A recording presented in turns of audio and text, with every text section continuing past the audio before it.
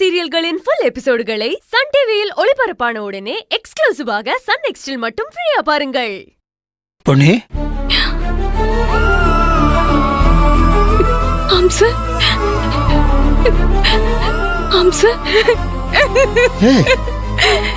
என்னாச்சு?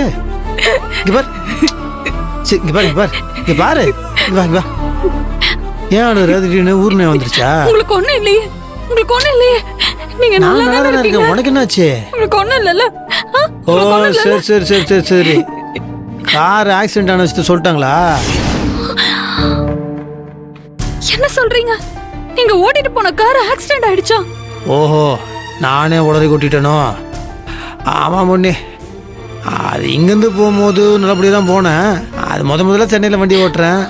இந்த ஊரில் என்ன பொசுக்குன்னு குறுக்கு வந்துடுறாங்க. திடீர்னு சருன்னு ஆட்டோ வந்துடுது. இந்த ஊரில் பைக் ஓட்டுறதுனா சர்ரு புருன்னு ஓட்டுறாங்க. சரி, அதெல்லாம் தாண்டி நான் பாட்டு போயிட்டு இருக்கும்போது அப்போதான் முதலாளி வாயை திறந்து நல்லா வண்டி ஓட்டுறீங்கன்னு சொல்லிட்டு இருந்தாரு. பொசுக்குன்னு ஒருத்தன் பைக்கில் குறுக்க வந்துட்டான்.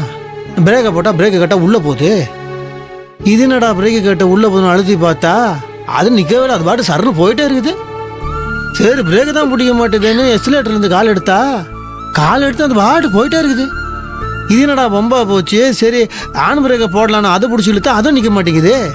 டோர் லாக்கு திறக்க மாட்டேங்குது. ஐயோ, ஒரு நிமிஷத்தில் ஆடி போயிட்டேன். அது என்னதான் முதலாளிக்கு நான் தைரியம் சொன்னாலும் என் மனசில் சோழி முடிஞ்சு போச்சுன்னு நினச்சிட்டேன். அதுக்கப்புறம் என்ன பண்ணுறது எது பண்ணுறதுன்னு தெரியாமல் கண்ணு தெரியாதவங்க குறுக்க வராங்க. லாரி வருது, ஆட்டோ வருது, காரு வருது, வண்டி அப்படி இப்படின்னு சந்து குந்துலாம் பூந்து சைடில் பார்த்தா கட்டட வேலை பார்த்துட்டு இருந்தாங்களா. ஜல்லி மேலே ஏற்றி மணல் மேலே முட்டி ஏற்றி நிறுத்திட்டேன். அதுக்கப்புறம் ஒரு வழியை உசுறு தப்பிச்சோம். ஆனால் ஒன்று, இன்னைக்கு கதை முடிஞ்சிருக்கும். சின்ராசுக்கு சங்கு ஊதிருப்பாங்க. அப்படியெல்லாம் சொல்லாதீங்க. நான் ஏற்கனவே பதறி போயிருக்கேன். நான் நினைச்ச மாதிரியே உங்களுக்கு நடந்துருச்சு பாத்தீங்களா? நான் முகத்தை கழுவும் போது என் தாலி கழண்டு கீழே விழுந்துருச்சு. நான் அப்படியே பதறி போயிட்டேன்.